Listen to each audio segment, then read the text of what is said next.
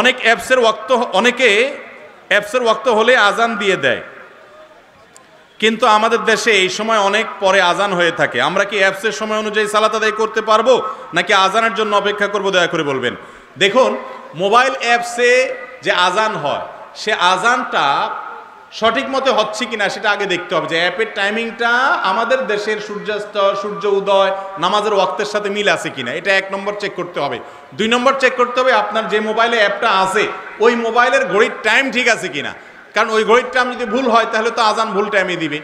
এই 2টা জিনিস চেক করার পর যদি দেখেন যে না সব ঠিক আছে, তাহলে অ্যাপের আজান অনুসরণ করে আপনি নামাজ পড়তে পারেন, আপনি ইফতার করতে পারেন, সাহরি করতে পারেন, কোনো অসুবিধা নাই। কথা কি বুঝাতে পারছি?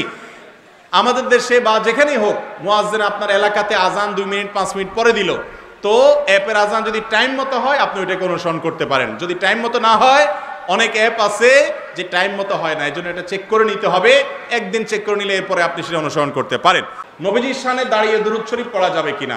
নবীজির শানে দুরূদ শরীফ বসে পড়া যাবে, শুয়ে পড়া যাবে, দাঁড়াইয়াও পড়া যাবে। কিন্তু যদি কেউ মনে করে দুরূদ শরীফ পড়তে পড়তে দাঁড়ায় যেতে হবে, পড়তে পড়তে এরপর আর বসে থাকা যাবে না, তাহলে সেটা ভুল। কোরআন এবং হাদিসে কোথাও দুরূদ পড়ার জন্য দাঁড়াইতে হবে এরকম কোনো বাধ্যবাধকতা রাখা হয় নাই।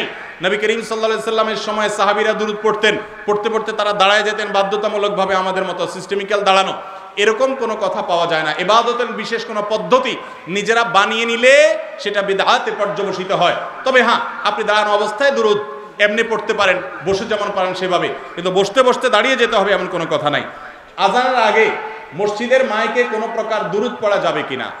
আজানের আগে দুরূদ পড়াটা হাদিস দ্বারা প্রমাণিত নয়। হাদিস দ্বারা প্রমাণিত হলো আজানের পর দোয়া পড়বেন, যে আজানের দোয়া আল্লাহুম্মা রাব্বা হাযিহিদ দাওয়াতিত তাম্মা, তখন দুরূদ পড়বেন, এটা হলো দুরূদ পড়ার জায়গা। আমাদের দেশে অনেক জায়গায় দেখা যায় আজানের আগে মুয়াজ্জিন সাহেবরা আল্লাহুম্মা সাল্লি আলা মুহাম্মাদ আসসালাতু আলাইকা ইয়া রাসূলুল্লাহ আসসালাতু আলাইকা ইয়া নবিয়াল্লাহ, এরকম অনেক কিছু পড়ে, আছে না নাই? তো এগুলো কোরআন হাদিস দ্বারা কোনো প্রমাণিত না। দুরূদ পড়তে হবে শেষে, যেটা হাদিসে শেষে পড়তে বলা হয়েছে সেটা আগে বানায় আনলে সেটা মন গড়া হবে, মন গড়া ইবাদতে নাজাত আসবে না।